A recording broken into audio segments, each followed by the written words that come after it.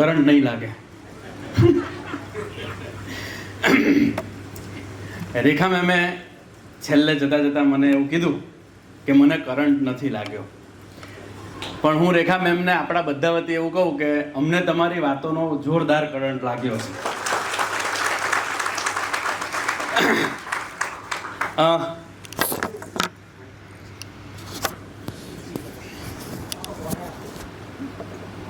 ત્યાં જ છે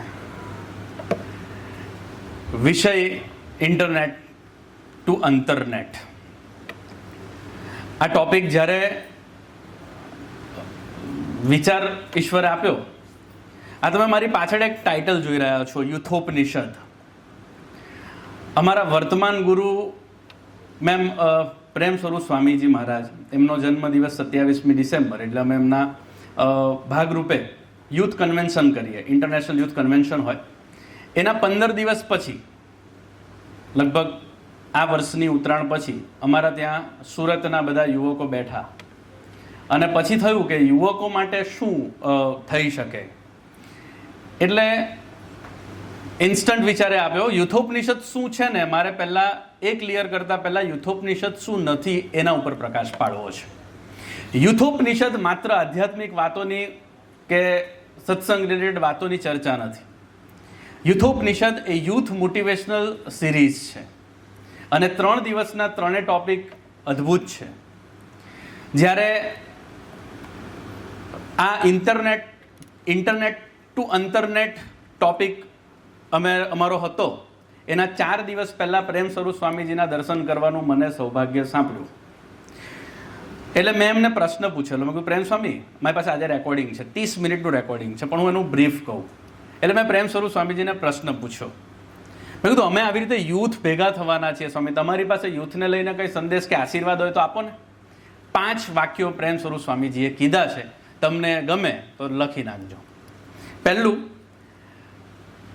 પોતાના ઈષ્ટદેવને, કન્ડિશન સાંભળજો, તમે જે કોઈ પણ ઈશ્વરને માનતા હોય તે ઈશ્વરનું સવારે 30 મિનિટ અને સાંજે 30 મિનિટ ભજન કરવું. પહેલું. બીજું, એવર પોઝિટિવિટી, નો નેગેટિવિટી. થર્ડ, 5 ઇન્દ્રિયોને પવિત્ર રાખે, મન બુદ્ધિને પવિત્ર રાખે. ફોર્થ, પોતાના ગુરુ સાથેની હૃદયસભર વફાદારી. અને ફિફ્થ, શિક્ષાપત્રી પ્રમાણેનું જીવન જીવે, એને ભગવાન જીવનમાં કોઈ પણ પ્રસંગ જેવો જ નહીં રાખે. આ 5 વાક્યો અત્યંત મહત્વના છે. આ જે લોકોએ તાળી નથી પાડી ને એના માટે મેં નેક્સ્ટ વાક્ય પૂછ્યું. મેં કીધું મારા જેવા કોઈ બેઠા હોય કે જે સાવ આળસુ હોય, કે જેને આ 5 સાથે બી કંઈ લેવા દેવા નથી, એનું તો કે એની માટે ખાલી એક જ નિયમ, પોતાના ગુરુદેવની સાથે હૃદય ખોલીને કરાય ન કરાય તેવી બધી જ વાતો કરવાનો જો સંબંધ રાખે ને તો ભગવાન રાજી થઈ જાય. નાઉ ધ મોસ્ટ ઇમ્પોર્ટન્ટ પાર્ટ. આ વિષયની જરૂર શા માટે પડી? મેં એક બહુ મસ્ત પ્રવચન સાંભળેલું અને એની આ લાઇન્સ મને બહુ ગમી કે વર્તમાન સમય છે ને એ સેલ્ફી પાડવાનો સમય છે, સેલ્ફ મેનેજ કરવાનો સમય નથી. આપણને બહુ જ મજા આવે, આપણે સેલ્ફી પાડીએ, 50 જણ લાઇક કરે એટલે આપણને નોટિફિકેશન આવે તમારી પોસ્ટને 50 જણે લાઇક કરી છે. 1000 લોકો લાઇક કરે તો આપણને એમ થાય કે હવે કાલથી હું બહાર જઈશ એટલે મારે બોડીગાર્ડ રાખવા પડશે સાથે, હવે હું સેલિબ્રિટી છું. આ બધાના સાયન્ટિફિક લોજિક માટે આજ એટલી પણ વાત કરું છું. આ પ્રેઝન્ટેશન બનાવતા પહેલાં મેં 8 દિવસ સુધી, લેટ મી કન્ફેસ, મેં 8 દિવસ સુધી મારા ફોનમાંથી સોશિયલ મીડિયા ડિલીટ કર્યું છે. એના પછી આ બનાવ્યું છે, એમને નથી બનાવ્યું. કારણ કે હું ઇન્ટરનેટ દૂર થાય કે સોશિયલ મીડિયા દૂર થાય પહેલાં હું અનુભવ કરું ને પછી હું પ્રેઝન્ટેશન બનાવું તો સારું લાગે. પણ આ 8 દિવસની પ્રવૃત્તિની અંદર મેં 2 બુક વાંચી. હું અહીંયા બેસેલા તમામ યુવકોને, તમામ પરિવારને આ 2 બુક હાઈલી રેકમેન્ડ કરું છું. પહેલી સટોરી બાય નિમિત ઓઝા, અદ્ભુત બુક છે. એને જે રીતે વર્તમાન પરિસ્થિતિને ઉલ્લેખીને જે રીતે એડ્રેસ કરી છે, હેટ્સ ઓફ છે. દરેક પરિવારે વાંચવી જોઈએ. હું કોઈ વ્યક્તિને નથી કહેતો, પરિવારને કહું છું. અને બીજી મોસ્ટ ઇમ્પોર્ટન્ટ ડોપામિન ડિટોક્સ, બહુ જ પતલી બુક છે પણ એ અદ્ભુત બુક છે. મેં 2 બુક ખાલી 8 દિવસમાં પૂરી કરી. એના પછી આ વાત તમને હું કહી રહ્યો છું. Now let me come to the topic. આપણે બધા જ બહુ સમયસર આવ્યા છીએ. સમજદાર કોઈ સારા કાફી. મેમે તો 1.5 કલાક દૂરથી આવવું પડે એવું હતું. આપણે તો અહીંયા ઘણા લોકો તો રેખા મેમ કરતા પણ મોટા ચીફ ગેસ્ટ હતા. રેખા મેમ કરતા પણ મોટા ચીફ ગેસ્ટ બેઠા છે કે એના પછી આવ્યા. Now let me come to the point. કદાચ 15 મિનિટ ચાલશે તો ચલાવશો? 15 મિનિટ વધારે ચાલે? 10:30 ની જગ્યાએ 10:45 તો તમારી પરમિશનથી આગળ વધુ. Thank you very much. ઓસ્ટ્રેલિયાની એક વેબસાઇટ છે. આ વેબસાઇટ રેગ્યુલરલી એક ડેટા ટ્રેક કરે છે, પૃથ્વી ઉપર જન્મતા બાળકોની સંખ્યા. અને અકોર્ડિંગ ટુ ધેટ વેબસાઇટ પૃથ્વી ઉપર દર સેકન્ડે 3 બાળકોનો જન્મ થાય છે. આ 1 સેકન્ડમાં અત્યારે 3 બાળક આવી ગયા. 8:15 કે 8:30 થી સભા ચાલુ છે. લગભગ એવરેજ ટાઈમ 10:30, એટલે 2 કલાકના ટાઈમની અંદર 1 કલાકની હું 3600 સેકન્ડ મૂકું તો 2 કલાકની 7200 સેકન્ડ, અને 7200 સેકન્ડની અંદર પૃથ્વી ઉપર 21,600 બાળકો આવી ગયા છે. આપણે અહીંયાથી જઈશું ત્યાં લગીને કદાચ એ આંકડો 22,000 ને ક્રોસ કરી જશે. Let me come to the point. મનુષ્ય બનાવવાની ફેક્ટરી નથી ત્યાં. ભગવાન પાસે મનુષ્ય બનાવવાની ફેક્ટરી નથી કે 2 કાન મૂકી દીધા, 2 આંખ મૂકી દીધી, શરીર એસેમ્બલ કરી દીધું, જવા દો આને. આપણે બધા જ અહીંયા એક ક્લિયર પર્પઝથી આવ્યા છે. મેં આગળ પણ આ વાત કરેલી છે, પણ હું રિપીટ કરું ને પછી હું નેક્સ્ટ સ્લાઇડ ઉપર આવું. જીવનમાં ઇન્ટરનેટ સુધી પહોંચવાની અત્યંત પ્રાથમિકતા છે. હું મારી 10મા કે 12મા ધોરણમાં હું અભ્યાસ કરતો ત્યારે મારા 10 ઘર છોડીને એક ઘરમાં નાનકડું બાળક નવું ચાલતા શીખેલું એ ગાયબ થઈ ગયું. ગાયબ થઈ ગયું ઇન ધ સેન્સ બહુ શોધ્યું પણ મળ્યું જ નહીં. ખબર નહીં ક્યાં જતું રહ્યું. નવું ચાલતા શીખેલું કોઈ લઈ ગયું એને. તમે વિચાર કરો કે અડધો કલાક સુધી એ માતાએ એ બાળકને શોધ્યું, પણ એ બાળક મળ્યું. કલાક થયો, 2 કલાક થયા, બાળક મળે જ નહીં. બધે જ જોઈ આવ્યા. એ બાળક, એ માતાની શું હાલત થાય? હેલો, શું હાલત થાય? 2.5 કલાક થયા ને ના મેળ પડ્યો, શસ્ત્ર મૂકી દીધા ને માતાએ રોકકડ ચાલુ કરી કે બાળક કિડનેપ થઈ ગયું, કે બાળકને કંઈ થઈ ગયું. 2.5 કલાક સુધી એક માતા પોતાના બાળકથી દૂર થાય ને સહન નથી કરી શકતી. સાહેબ, 70 વર્ષ સુધી આપણા આત્માના માવતરે આપણને દૂર કર્યા છે ને દુઃખ નહીં થતું હોય? 70 વર્ષ આપણને ધરતી પર મોકલે છે આપણા આત્માના મા બાપ તરીકે ઈશ્વર, એને પોતાના બાળકથી દૂર થવાનું દુઃખ નહીં હોય? 100% દુઃખ હોય. પણ આપણો જ્યારે જન્મ થાય ને, જ્યારે આપણી બોડી એસેમ્બલ થાય ને, આ તો કદાચ મારી કલ્પના છે, ખોટી હોઈ શકે, પણ વાત યાદ રાખજો કે આખું બોડી એસેમ્બલ થાય ને ત્યારે ઈશ્વરનું છેલ્લું કામ આપણા કાનમાં એક સંદેશ આપવાનું છે. હું મારું નામ બોલું, કદાચ તમે તમારું નામ ઈશ્વર પ્રેરણા કરે તો બોલજો કે હે અક્ષય. તમે બધા જ બોલો, ચાલો તમારું નામ. હે અક્ષય, તને હું ધરતી ઉપર મોકલી રહ્યો છું. તારા પહેલા મેં 700 કરોડ લોકોને આ ધરતી પર મોકલી દીધા, અને હજી એ ફેક્ટરી ચાલુ જ છે. કારણ કે તારા પહેલા જેને મોકલ્યા ને એ બધા પણ મારા પ્રિય જ બાળકો હતા. તું પણ મારું અત્યંત પ્રિય બાળક છે. પણ જે પરિવર્તન લાવવા માટે તારા કરતા પહેલા બધાને મેં નીચે મોકલ્યા ને આ ધરતી પર જઈ, અને એ પોતે બધા ભૂલી ગયા કે મેં એના શેના કામ માટે મોકલ્યા છે. મને તારા ઉપર વિશ્વાસ છે કે તું એ સંદેશ નહીં ભૂલે. આ ધરતીને જ્યારે તું પાછો મારી પાસે આવીશ ને ત્યારે કંઈક બેટર બનાવીને મારી પાસે આવશે તેવો મને તારા ઉપર વિશ્વાસ છે.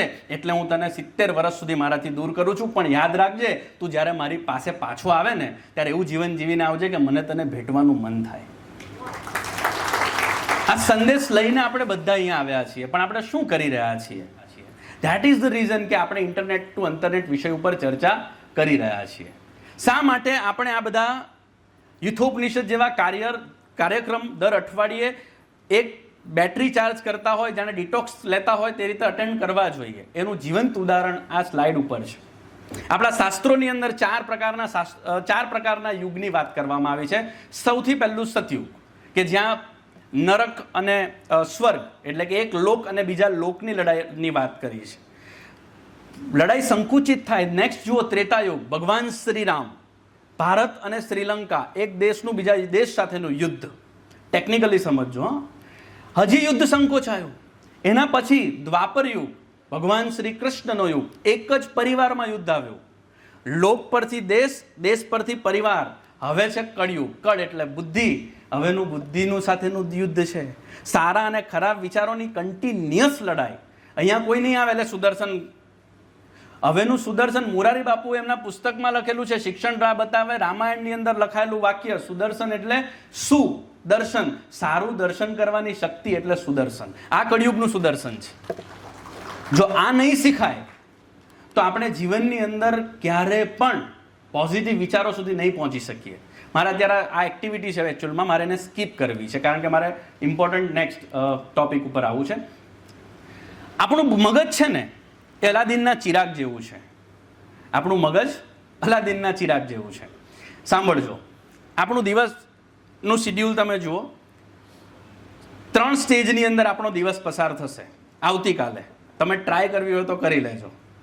આજે રેખા મેમ આપણને અદ્ભુત, હું તો મેઇન કોર્સની જગ્યાએ ડિઝર્ટ જેવું ફીલ કરું છું. હવે હું મેઇન કોર્સ હતો આજે, પણ એટલી બધી વાતની મજા આવી કે આજે હું ડિઝર્ટ છું. હવે પણ એમણે જે વાતો કરીને તમે યાદ રાખજો, આવતીકાલનો દિવસ તમારો 3 પ્રોસેસમાંથી પસાર થશે.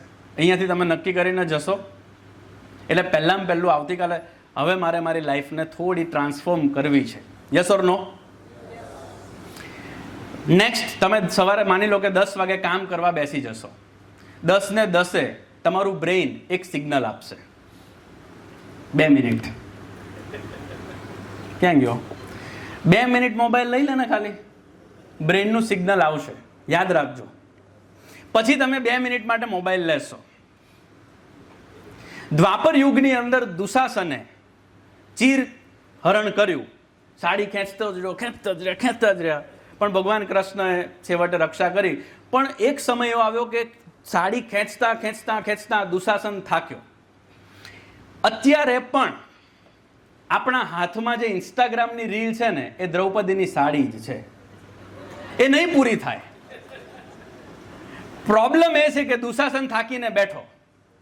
હવે બાકીનું તમારા સમજણ ને વિવેક ઉપર છે.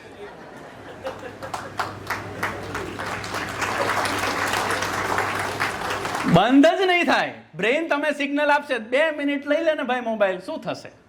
આ 2 મિનિટની અંદર સીધો દુશાસન. પહેલા બ્રેઇને જ તમને સિગ્નલ આપ્યું કે 2 મિનિટ મોબાઈલ લે, આખો દિવસ તમારો વેસ્ટ કરાવશે. પછી રાત્રે તમે એકલા બેસશો, 11, 11:30, 12 વાગશે એટલે તમારું બ્રેઇન શું કહેશે તમને ખબર છે? તું તો નકામો છે, નફટ છે, જીવનમાં કંઈ પડી જ નથી, તારે કંઈ કરવું જ નથી, તું જીવનમાં કંઈ કરી જ નહીં શકે. આ જ બ્રેઇન તમને રાત્રે આવું કહેશે. હવે આનો એક જ રસ્તો છે, જેનો રસ્તો રેખાબેને આપ્યો. મનને આપણે રમાડવું છે કે મન આપણને રમાડે? આપણી પાસે બંને ચોઇસ છે. We have both the choices. અને એની માટે સાયન્ટિફિક અલાદીન કા ચિરાગ છે, દિમાગ યાદ રાખજો. એની સ્પેશિયાલિટી શું અલાદીન કા ચિરાગની? એ પ્રગટ થાય એટલે તમારે એને કામ આપવું પડે, અને તમે જે કામ આપો એ કરે. યસ ઓર નો? આપણે બ્રેઇનને જે કામ આપશું એ કરી શકે, એની તાકાત છે. મન કે જીતે જીત, મન કે હારે, બ્રેઇનની તાકાત અદ્ભુત છે. હવે મારી નેક્સ્ટ લાઈન સાંભળજો. પણ એને ફ્રી નહીં રાખી શકાય. અલાદીન કા ચિરાગનું યાદ છે ને બધાને? એને તમે ફ્રી નહીં રાખી શકો, એને બીજી જ રાખવો પડે. કેમ? એને ફ્રી રાખો ને તો એ તમને જ મારી નાખે, તમને જ ખાઈ જાય. એની પાસે કેવી તાકાત છે ખબર છે? એને તમે ફ્રી રાખો ને એટલે આજથી 10 વર્ષ પહેલા તમારા જીવનમાં કંઈક એવી ઘટના ઘટેલી ને એ યાદ કરાવીને બી તમને રડાવી શકે. તમને અત્યારે માની લો કે કાચી કેરી કાપી હોય તમારી સામે, અને કાચી કેરીની અંદર મીઠું, મરચું, બધો મસાલો આમ નાખીને પીસે. ઇમેજિન કરો, બધા પાણી આવ્યું. આ મગજની તાકાત છે, સમજો તમે. જે વસ્તુ હાજર જ નથી તેની કલ્પના કરાવીને આપણી સામે એને વર્તાવી શકે. આ એની તાકાત છે. એમણે બહુ મસ્ત વાત કરી. મને એક બહુ મસ્ત સ્ટોરી યાદ આવી કે એક આશ્રમની અંદર ગુરુજી પોતાના વિદ્યાર્થીઓને લઈને બેસેલા, અને વિદ્યાર્થીઓને લઈને બેઠા. ગુરુજીએ બધાને એવી ટ્રેનિંગ આપેલી કે ધરતી ઉપર ભગવાનનું મહત્વ શું છે, ભગવાન ન હોય તો આપણે ન હોઈએ, આવું પ્રેરણા આપેલી. ગુરુજીએ પ્રશ્ન પૂછ્યો, તમારી અંદરથી એવું માનનારા કેટલા કે આ ધરતીની તમામ વસ્તુઓ ઈશ્વરે બનાવી છે? હાથ ઉપર કરો તો. Very good. બીજો પ્રશ્ન પૂછ્યો, આ દુનિયાની તમામ સારી વસ્તુ ઈશ્વરે જ બનાવી છે તેવું માનનારા કેટલા? ફરીથી બધા હાથ ઉપર કર્યો. આ દુનિયાની તમામ ખરાબ વસ્તુ ઈશ્વરે જ બનાવી છે તેવું માનનારા કેટલા? એટલે બધા ફરીથી હાથ ઉપર કર્યો કે બધામાં તો સારું બી આવી ગયું, ખરાબ બી આવી ગયું. એક વિદ્યાર્થી હાથ ઉપર ના કર્યો આ પ્રશ્નમાં. બધાએ મૂક્યો એટલે એને રાંચોન જેમ પાછો હાથ ઉપર કર્યો. સર, મારો તમને પ્રશ્ન છે. તો કે શું પ્રશ્ન છે બેટા? તો કે તમે જે છેલ્લો પ્રશ્ન પૂછ્યો એની માટે મારે તમને પ્રશ્ન પૂછવો છે. તો કે બોલ. તો ગુરુજી તમે કોઈ દિવસ અંધારામાં ગયા? એમ કે ગુરુજી કે હા, હું અંધારામાં ગયો છું. તમે માનો છો કે અંધારાનું અસ્તિત્વ છે? ગુરુજી કે હા, હું ગયો છું એટલે માનું છું કે અંધારાનું અસ્તિત્વ છે. ગુરુજી માફ કરજો, અંધારાનું અસ્તિત્વ નથી, પ્રકાશની ગેરહાજરી છે. બીજો પ્રશ્ન પૂછ્યો, ગુરુજી તમને કોઈ દિવસ ઠંડી લાગી? તો કે હા. તમે માનો છો કે ઠંડીનું અસ્તિત્વ છે? ગુરુજી કે હા, મને લાગી છે એટલે હું માનું છું કે ઠંડીનું અસ્તિત્વ છે. ગુરુજી માફ કરજો, ઠંડીનું અસ્તિત્વ નથી, ગરમીની ગેરહાજરી છે. ગુરુજી પેશન્સ ગયું. તું કહેવા શું માંગે છે કે? તો કે દુનિયાની તમામ વસ્તુ સારી જ છે, જ્યાં ખરાબ દેખાય છે ત્યાં સારું જોવાની દ્રષ્ટિની ગેરહાજરી છે. આ શિષ્ય એટલે સ્વામી વિવેકાનંદ અને આ ગુરુ એટલે રામકૃષ્ણ પરમહંસ. એટલે જીવનમાં એક સાચા સંતની જરૂર પડે. ઘણા બધા પ્રસંગો છે, આપણે હજી કન્ટિન્યુ કરશું, પણ મન અલાદીનના ચિરાગ જેવું છે. આ ડોપામાઇન ડિટોક્સ, હવે થોડું અહીંયા રહેજો, પાણી પીવું હોય તો પીજો, કારણ કે 2 મિનિટ થોડી ટેકનિકલ થવાની છે. અંતરનેટ equals to self awareness plus self control plus self realisation. આ ત્રણેયનો સરવાળો પોતાના વિશે સારી અને પોતાની ખામીઓને જાણવી એટલે અંતરનેટ એને કહી શકાય. સ્વામી વિવેકાનંદે કીધું કે જો તમે દિવસની 15 મિનિટ તમારી પોતાની સાથે વાત નથી કરતા તો દુનિયાના સર્વશ્રેષ્ઠ વ્યક્તિ સાથે વાત કરવાની તક તમે મિસ કરી દીધી છે. 20 મિનિટ પોતાની જાત સાથે સંવાદ કરશું, અંદર બેસેલા ઈશ્વરને પ્રાર્થના કરીને જગાડીએ કે ઈશ્વર તમે મને એક પ્રેરણા તો કરો કે તમે મને કાનમાં શું સંદેશ લાવીને મોકલ્યો છો. 20 મિનિટ રોજ પ્રાર્થના કરશું, કોઈને કોઈ રીતે ઈશ્વર કોઈના કોઈ સ્વરૂપમાં આવીને આપણું એક ક્લિયર કરાવી દેશે. પ્રશ્ન એ છે, આપણે કોઈ દિવસ પોતાની અંદર રહેલા ઈશ્વરને ઓળખતા જ નથી. એક વખત એક બુક વાંચતા હતા એક ભાઈ, તો એ બુકની અંદર લખેલું હતું કે ઈશ્વર એટલે શું? તો ઈશ્વર એટલે ચાંદીની પરખ કરનાર વ્યક્તિ. આવું લખ્યું એટલે પેલો કન્ફ્યુઝ થયો કે, તો એને થયું કે હું ચાંદી જે ઓળખતો હોય ને, ચાંદી જે પારખી શકે એ વ્યક્તિને મળવા જાઉં. અને ચાંદીને પરખતા વ્યક્તિને મળવા માટે ગયો એટલે એણે પ્રશ્ન પૂછ્યો કે ભાઈ ચાંદી તું કેવી રીતે પારખે? તો કે કંઈ નહીં, અમે આને ગરમીમાં મૂકી દઈએ, એમ કે તાપમાં મૂકી દઈએ. તાપ ઇન ધ સેન્સ કે પેલા ભઠ્ઠીમાં મૂકી દઈએ. તો કે પછી તમે શું કરો? તો કે પછી હું જોયા કરું. તો કે પછી? તો કે ચાંદીથી ઉપરની જે કચરો હોય ને, જેમ જેમ ગરમી થાય ને બધી બળી જાય, તાપ લાગે એમ એમ ચાંદીની ઉપરનો ગંદકી કચરો બધો બળી જાય. તો કે પછી તો વધારે બી બળી જાય ને. તો કે હું એને ત્યાં સુધી જ ગરમ કરું જ્યાં સુધી બાકીની કચરો બળી જાય. એટલે પેલા પાછો પ્રશ્ન પૂછ્યો કે તને ખબર કેવી રીતે પડે કે હવે આ ચાંદી જ રહી આમાં? અદ્ભુત જવાબ સામેથી આવ્યો કે જ્યારે મને મારું પ્રતિબિંબ સામે દેખાય ને એટલે હું સમજી જાઉં કે આ ચાંદી છે. ઈશ્વરનું પ્રતિબિંબ આપણને આપણામાં દેખાતું શરૂ થાય ને ત્યારે સમજવું કે આપણે ઇન્ટરનેટની દુનિયામાંથી અંતરનેટની દુનિયામાં પ્રવેશી ચૂક્યા છીએ. અને એના માટે ભગવાન સ્વામિનારાયણ રચિત વચનામૃતની અંદર ગઢડા પ્રથમ 27માં કહેવામાં આવ્યું, જેની આવી સમજણ હોય આ ધરતી ઉપર થતા અસંખ્ય ચમત્કાર અને ભવિષ્યમાં જેટલા પણ ચમત્કાર થશે, અત્યારે જે થઈ રહ્યું છે, ભૂતકાળમાં જે થશે અને ભવિષ્યમાં જે પણ થવાનું છે, એ તમામનો કરનાર હું છું. જેની આવી સમજણ હોય તેના હૃદયને વિશે ભગવાન અખંડ નિવાસ કરીને રહે છે. તો એ ઇન્ટરનેટ સુધી પહોંચવા માટેની સફરની શરૂઆત રોજની 20 મિનિટની પોતાની વાત સાથેથી થાય. આપણા ઘર પરિવારની અંદરથી આપણને એનઓસી નથી મળતી અને આપણે દુનિયાની અંદર લાઇક્સ 1000 લાઇક, 2000 લાઇક, 5000 લાઇક સુધી પહોંચવાની સપનાઓ સેવીએ છીએ. એવા 1000 પ્રસંગ છે, અત્યારે આપણે એના ઉપર નથી જવું. પણ એની માટે આપણે શા માટે ઇન્ટરનેટના એક જાળમાં ફસાયા, એની માટેના 4 વસ્તુને સમજીએ. સૌથી ઇમ્પોર્ટન્ટ એક કેમિકલ છે જેનું નામ છે ડોપામિન. ડોપામિન એટલે શું? એને એક મોટિવેશન કેમિકલ. આપણું બ્રેઇન જ્યારે સારું ફીલ કરે ત્યારે એ કેમિકલ રિલીઝ થાય, ડોપામિન, જેના લીધે આપણને ગમે. એનું કામ શું? પોઈન્ટ નંબર 2, એ કામ વારંવાર કરવાનું આપણને પ્રેરણા આપે. મને મજા આવી, તું કર, સારું છે ને કર, એવું નથી.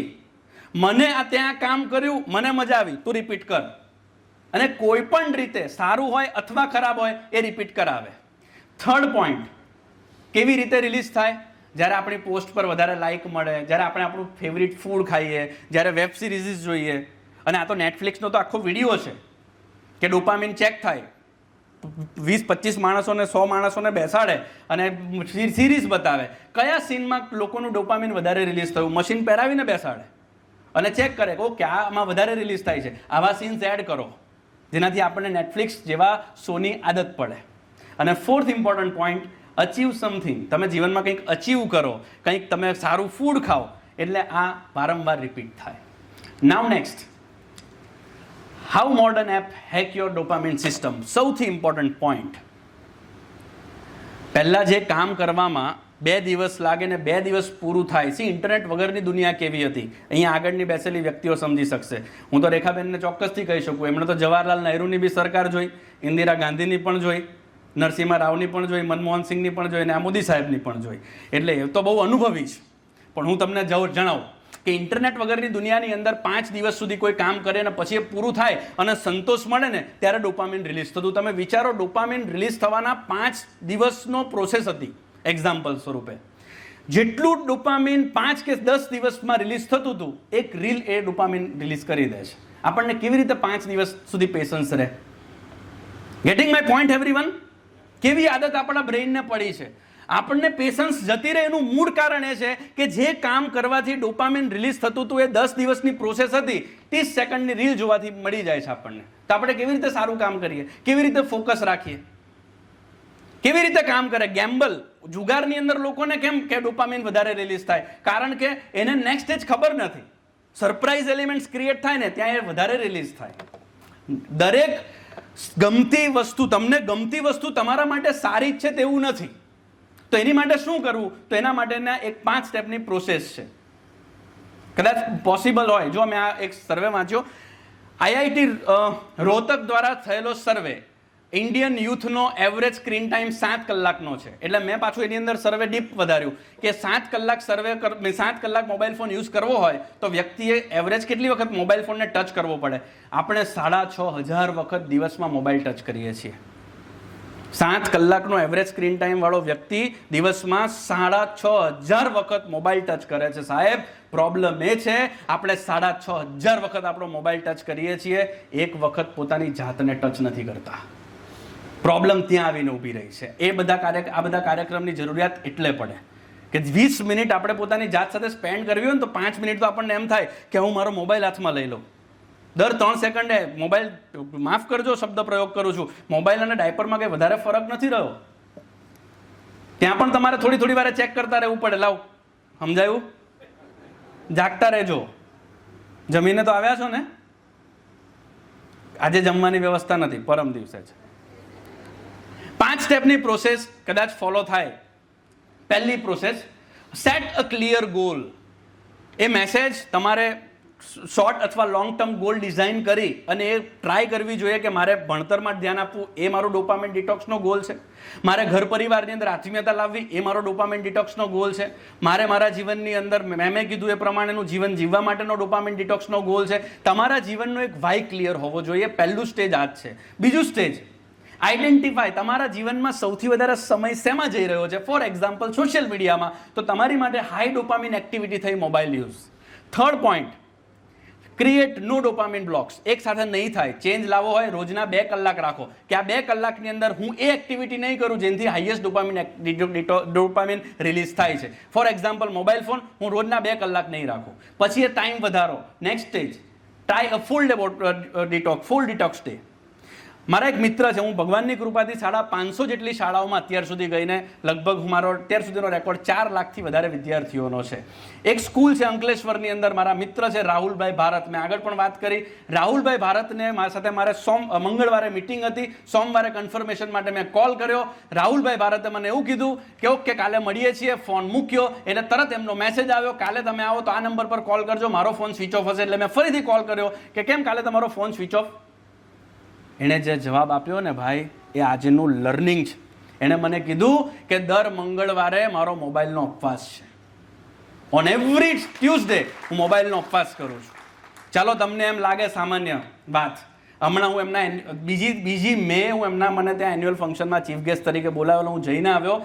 201 વિદ્યાર્થીઓનું મેમ એમણે સન્માન કર્યું સ્ટેજ ઉપર. 1 બાય 1 સ્ટેજ પર આવતા જે બાળકો. શેનું સન્માન હતું ખબર તમને? એ 201 પ્રી સ્કૂલના બાળકો, જેને આજે તમે નાના બાળકોને હાથીવાળું ગીત ના બતાવો ત્યાં લગીને જમતા નથી નાના બાળકો. એ બાળકો 201 વિદ્યાર્થીઓને એને સ્ટેજ પર બોલાવીને એટલા માટે સન્માન કર્યું, છેલ્લા 1 વર્ષથી એ 201 વિદ્યાર્થીઓ મોબાઈલ જ નથી વાપર્યો. એક બાળક હતું 7 વર્ષનું, સ્ટેજ પર સન્માનિત થયું, જન્મ્યો ત્યારથી અત્યાર લગીને મોબાઈલ જ નથી વાપર્યો એને. વિચાર કરો તમે કઈ પ્રકારની ક્રાંતિ થઈ રહી છે. મોબાઈલ યુઝ ન કરે એ પ્રાઉડ મુમેન્ટ છે. પહેલા તો આપણી માટે એ વિરોધાભાસી ઘટના છે. ચલો ઘણી બધી વાત થાય, પણ ટ્રાય અ ફૂલ ડે ડિટોક્સ અને બી કન્સિસ્ટન્ટ, નોટ પરફેક્ટ. આજે નથી થયું ને યાર, કાલથી. બહુ મજા આવે આપણને આ બોલવામાં. સૌથી મોટામાં મોટો પ્રોબ્લેમ શું ખબર? એક શબ્દ કાલથી. તમે ભાગ્ય ડિલીટ કરો ને, હું કાલથી ડિલીટ કરું. તમે વિચારો, સોમવારે તમે કોઈ જીમમાં હું અહીંયા બોલું છું એનો મતલબ એ નથી કે હું પૂર્ણ પુરુષોત્તમ થઈ ગયો છું. We are trying, we are failure of the same boat. હું બોલીને સ્વાધ્યાય કરું છું, તમે સાંભળીને સ્વાધ્યાય કરો છો, ફરક આટલો જ છે. We are failures of the same boat. અમને ભગવાને કદાચ થોડી સ્કિલ આ બોલવાની આપી તો અમે અહીંયા ઊભા છીએ, પણ અમારે આ બધું કરવાથી ફાયદો એ થાય કે મારું સ્વાધ્યાય થાય, હું મારા જીવનમાં ઇમ્પ્લિમેન્ટ કરી શકું. પણ બુધવારે માની લો કે નક્કી કર્યું, ન જવાયું, કાલથી. ગુરુવાર આવે ને એટલે સીધું સોમવારથી. સમજાય છે? એટલે બી કન્સિસ્ટન્ટ, નોટ પરફેક્ટ. 8 કલાકનો ટાર્ગેટ હોય, 6 કલાક અચીવ થયો, બી પ્રાઉડ. નેક્સ્ટ ટાઈમ હું 7 કલાક અચીવ કરીશ. સો આ પ્રકારે તમે ડોપામિન ડિટોક્સ કહી શકો. એક એવું પાત્ર કે જેમાં ખાલી મેં વાળ લીધા છે ને તો બી તમને ખબર હશે કે આ ચિત્ર કોનું છે. આ વ્યક્તિત્વની ખાસિયત છે. તમે ખાલી આજે બીજું ઘણું બધું તો લઈ ગયા હશો, પણ એક વાત આ લઈને જજો. 1.5 કલાક પોતાની જાત માટે કાઢજો. યુથોપનિષદ સેશન 1.5 અવર તમે તમારી માટે કાઢો. એક યુટ્યુબ ઉપર લખાય તો લખી નાખજો. યુટ્યુબ ઉપર સર્ચ કરજો APJ Abdul Kalam's biography by Gulzar. Gulzar દ્વારા બોલવામાં આવેલી 1.5 થી 2 કલાકની અગનપંખ મેં તો આખી વાંચી છે, પણ એનું સાર ગુલઝારે એના વોઇસમાં બોલેલું છે. રાઇટ ફ્રોમ એમના સ્કૂલ સમય, એમનો કારકિર્દી સમય, એમના ફેલિયર્સ, એમના સેટબેકથી લઈ એમની આખી જીવન યાત્રા 1.5 કલાકની અંદર ગુલઝારે જે બોલ્યું છે, હું આંખ બંધ કરીને તમે સાંભળશો, તમારા રૂવાટા તો ઊભા થશે, તમારી આંખમાં પાણી હશે. આ વ્યક્તિ એમ સામાન્ય નથી. એ વ્યક્તિ એક દિવસ એમને પાયલટ બનવું તો એ બધા ઇતિહાસ આપણને ખબર છે. છેલ્લે ગયા કંટાળીને આમ ભટકતા હતા, અને જ્યારે એમને એક સંત મહાત્મા દેખાય, એકદમ ખુશ હતા. એ ભૌતિક રીતે એમની પાસે કશું જ નહોતું, એકદમ ખુશ એ સંતને મળ્યા. એમને જોઈને થયું કે મારા પ્રશ્નનું સમાધાન આ સંત મહાત્મા પાસે હશે. એ અબ્દુલ કલામ એમની પાસે ગયા અને એમને કીધું, આઈ વોન્ટ પીસ. સંત મહાત્મા હસ્યા અને જતા રહ્યા. એટલે પાછળ ભાગ્યા કે એમને કોન્ફિડન્ટ છે એટલે ગયા. એમ કે પાછળ ગયા કે તમે મારા પ્રશ્નનો જવાબ ન આપ્યો. I want peace. સંત મહાત્માએ કીધું કે તારા વાક્યમાં તારો જવાબ છે. તારા વાક્યમાંથી આય પહેલા તો કાઢી નાખ, હું, અને બીજું વોન્ટ કાઢી નાખ, ખાલી પીસ જ બચશે. આય કાઢી નાખ, જીવનમાંથી હું નીકળી જાય ને સાહેબ, 50% પ્રોબ્લેમ સોલ્વ થઈ જાય. પછી એ ઘર પરિવારને લગતા હોય, સંબંધોને લગતા હોય કે કોઈ પણ હોય, 50% પ્રશ્નનું મૂળ છે હું. બીજું છે ઈચ્છા, વોન્ટ. આપણા આખા જીવનમાંથી આઈ નીકળી જાય ને વોન્ટ નીકળી જાય ને, જીવનમાં ખાલી પીસ જ રહે. મારે ઘણી બધી વાત કરવી છે, પણ હું છેલ્લી સ્ટોરી કહી અને મારી વાતને અહીંયા પૂરી કરું. ટાઈમ ઘણો બધો થઈ ગયો. આંધ્રપ્રદેશના ગુંતુર ગામની આ વાત છે. ગુંતુર ગામની અંદર એક ખેડૂત પરિવાર રહે. બનેલી ઘટના યુટ્યુબ, ગૂગલ, તમે ગૂગલ કરશો બધી જ જગ્યાએ તમને મળી જશે. આંધ્રપ્રદેશના ગુંતુર ગામની અંદર ખેડૂત પરિવાર ખૂબ ખુશ રહે, ગરીબ હતો પણ સુખી હતો, એકદમ સંતોષી જીવન જીવતો. ત્યાં એક ફકીર આવ્યા. ફકીરે એમને કીધું કે તું શું આ ઘર પરિવારમાં આવી રીતે રહે છે ભાઈ, ગરીબીમાં? આપણા ગામની અંદર કેટલા બધા લોકોને પોતાના અલગ અલગ જગ્યાએ હીરા મળ્યા, ખેતર ખાણ મળી, હીરાની હીરા બધા કરોડોપતિ બની ગયા. એમ કે તું અહીંયા શું કરે છે? જા હીરા શોધવા. પેલાના મગજમાં ઘૂસી ગઈ વાત કે મારે ખરેખર કરોડપતિ થવું જોઈએ, હીરા શોધવા જવું જોઈએ. હીરા શોધવા માટે નીકળ્યા. હીરા શોધતા શોધતા શોધતા એનું ઘર પરિવાર વેચાઈ ગયું, ખેતર વેચાઈ ગયું, બધું જ વેચાઈ ગયું, બરબાદ થઈ ગયું. એવું કહેવાય કે મરી ગયો. જ્યારે એ ફકીર થોડા વર્ષો પછી પાછા એ ગામમાં આવ્યા, એ જ ઘરમાં ગયા તો બીજા માલિક આવ્યા. ફકીરે પૂછ્યું કે અહીંયા તો કોઈ બીજું રહેતું હતું, તું કેવી રીતે? તો કે એ તો મરી ગયા. ઘર પરિવાર વેચાઈ ગયું, કોઈ ફકીર આવીને એમને એવું કીધું કે હીરા શોધવા જાય, તો હીરા શોધવા માટે ગયા, મરી ગયા. સાહેબ એવું કહેવાય છે કે વિશ્વનો સૌથી મોંઘો હીરો કોહિનૂર એ જ ખેડૂત પરિવારના ખેતરમાંથી મળેલો. આખી દુનિયામાં હીરા શોધવા જઈશું પણ અંદર નહીં ઝાંખીએ ને બરબાદ થઈશું. એના માટે ઇન્ટરનેટ છે. ઇન્ટરનેટથી ઇન્ટરનેટ સુધી જવાની સફરનું મૂળ કારણ પોતાની જાતની અંદર રહેલા કોહિનૂરને શોધવા માટેની છે. દરેક વ્યક્તિની લાઈફમાં સેટબેક આવે, દરેક વ્યક્તિની લાઈફમાં સેટબેક્સ આવે. સેટબેક આપણને બે ચોઇસ આપે. મને માફ કરજો, આ સ્લાઇડ મેં અહીંયા મૂકી છે. જીવનમાં બનેલા સેટબેક તમને બે ચોઇસ આપે છે. તમે પોતાના જીવન, પોતાના પરિવારને બધાને વેચીને ભલે તમે ડોક્ટર બની ગયા, સેટબેકથી તમે કબીર સિંહ પણ બની શકો, અને પોતાના ગુસ્સાને ચેનલાઇઝ કરીને, પોતાના સેટબેકને ચેનલાઇઝ કરીને દેશ માટેના ધુરંધર બી બની શકો. ચોઇસ તમારી છે. We have choices. વિશેષ વાત ન કરતા આપણે આજના સેશનને અલ્પ વિરામ સાથે પૂર્ણ કરીએ. આપ સૌએ મને ખૂબ શાંતિથી સાંભળ્યો એ બદલ આપ સૌનો હૃદયપૂર્વક ખૂબ ખૂબ આભાર. જય શ્રી કૃષ્ણ, જય સ્વામિનારાયણ.